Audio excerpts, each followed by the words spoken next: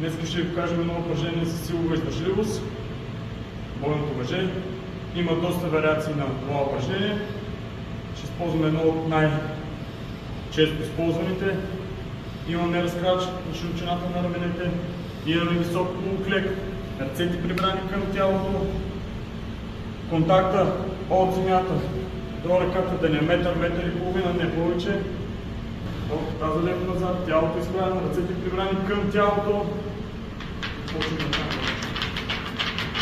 Често срещана грешка, да увисваме на въжето, като направим прекалено много големи вълни.